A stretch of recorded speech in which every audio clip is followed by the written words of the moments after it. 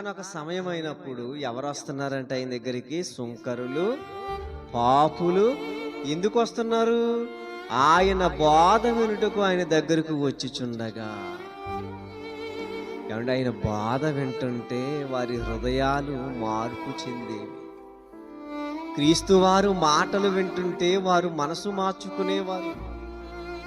సుంకరులు, పాపులు వారి యొక్క మార్గాలను ఏం చేసుకునేవారు? సరి అయిన మార్గం యేసుక్రీస్తు వారని ఆ మార్గంలో నిలవడానికి పాపులుగా ఉండకూడదు అనుకున్నారు. సుంకరిగా ఉన్నటువంటి వారు మేము సుంకరిగా ఉండకూడదు అనుకుంటున్నారు.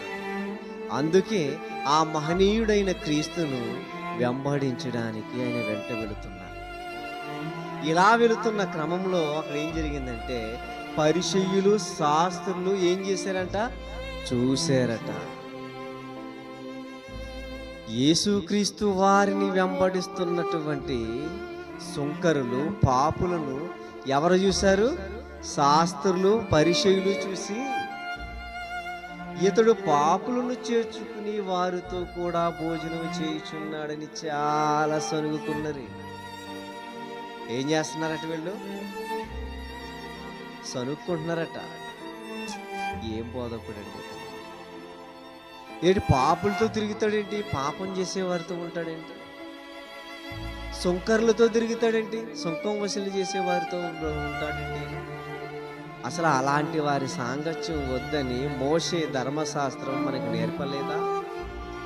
అంత గొప్పదైనటువంటి ధర్మశాస్త్రాన్ని కలిగినటువంటి మనం ఎంత గరిష్టగా ఉన్నాం. ఇలాంటి మన మతములోనికి బోధకుడిగా, ప్రవక్తగా వచ్చినటువంటి యేసుక్రీస్తు వారు పాపులతో, సుంకర్లతో తిరుగుతూ మన ఆచారాలను వ్యతిరేకరిస్తూ, చేయకూడనటువంటి వాటిని చేస్తూ ఇలా ఉన్నాడేంటి అని ఆయన మీద సనుగుకుంటూ ఈ విషయం ఆయన చెవికి పడ్డాయి. అప్పుడు ఏమైందో చూడండి, 3వ వచనం. అందుకు ఆయన, ఎవరైనా?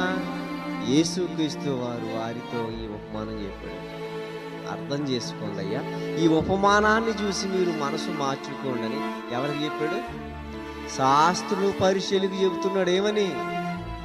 అసలు మీ ఆలోచనే తప్పు, మీ యొక్క విధానమే తప్పుగా ఉంది.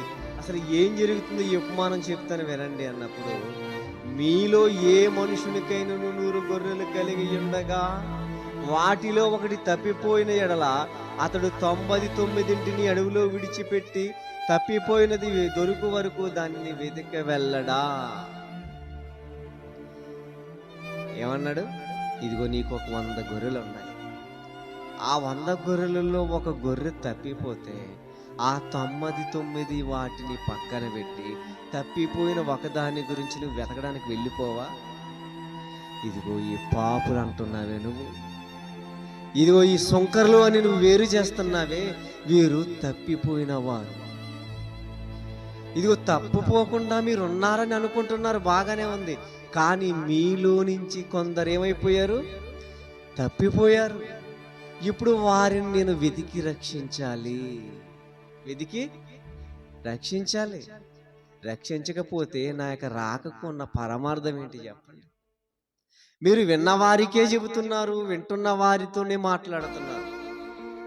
మరి నేను ఇదిగో సుంకరులను చేర్చుకుంటున్నాను, పాపులను చేర్చుకుంటున్నాను, ప్రభువు మార్గాలను బోధిస్తున్నాను. అసలు బ్రతుకు విధానం ఎలా ఉండాలో, భక్తి విధానం ఎలా ఉండాలో, అసలు భక్తి అంటే ఏంటో నేను నేర్పించడానికి నేను చేస్తుంటే నా మీద సనుక్కుంటారని, నా మీద లేని మాటలు పలుకుతారా? మీరు పాపులు మారకూడదా? సుంకర్లు మనసు మార్చుకోకూడదా? అర్థమవుతుందా? 100 గొర్రెలు ఉన్నప్పుడు అందులో ఒకటి తప్పిపోతే ఆ ఒకటి వెతకడానికి నువ్వు పరిగి పెట్టవా? పరుగులు తీయవా? అడిగి అది దొరికినప్పుడు సంతోషంతో దానిని తన భుజముల మీద వేసుకుని ఇంటికి వచ్చి తన స్నేహితులను, పొరుగు వారిని పిలిచి, మీరు నాతో కూడా సంతోషించుడి, తప్పిపోయిన నా గొర్రె దొరికినదని వారితో చెప్పును కదా. ఇటంట అలా తప్పిపోయిన దానిని వెతికిగానే, అది దొరకగానే, దొరికినప్పుడు ఆ గొర్రెను ఏం చేస్తున్నాడట? భుజాల మీద మోసుకుంటూ సంతోషంతో ఆనందంతో ఇంటికి వచ్చి తన స్నేహితులను, తన బంధువులను, తన పొరుగు వారిని పిలిచి, ఇదిగో తప్పిపోయిన నా గొర్రె దొరికింది, నేను సంతోషంగా ఉన్నాను గనక నా సంతోషంలో మీరు కూడా పాలు పొందండి అని తన స్నేహితులను, తన ఇరుగువారును, తన పొరుగు వారిని పిలిచి విందు చేయడా? ఇదిగో పాపులతో నేను భోజనం చేస్తున్నానని నా మీద సనుక్కుంటాను. మీరు పాపిగా మీరు చూశారు, కానీ వాళ్ళు ఏం చేశారో తెలుసా? నన్ను వెంబడించి నా మాటలు వింటూ వాటిని గైకొంటున్నారు. తప్పిపోయిన తమ నడవడికలను మార్చుకుని బాగుపడుతున్నారు. నాకు ఆనందంగా ఉంది వారు మనసు మార్చుకుని. ఇదిగో తప్పిపోయిన వాడు తిరిగి తన తండ్రి చెంతకు రావగానే, ఆ తప్పిపోయిన వాడు ఎందులో తప్పిపోయాడో సరి చూసుకుని నిలవబడగానే నాకు ఆనందంగా ఉంది. అందుకే వారి విందులో నేనేం చేస్తున్నాను? పాల్గొన్నాను. ఇది మీరు చూసి సనుక్కుంటారా? అసలు ఎందుకు సనుక్కుంటున్నారు? అసలు మీకు అసలు పాయింటే తెలియదు. ఏంటంటే 7వ వచనంలో మాట్లాడుతున్నాడు, అటువల్లే మారు మనసు అక్కరలేని 99 మంది నీతిమంతుల విషయమై కలుగు సంతోషము కంటే మారు మనసు పొందు ఒక్క పాపి విషయమై పరలోకమందు ఎక్కువ సంతోషము కలుగును కదా.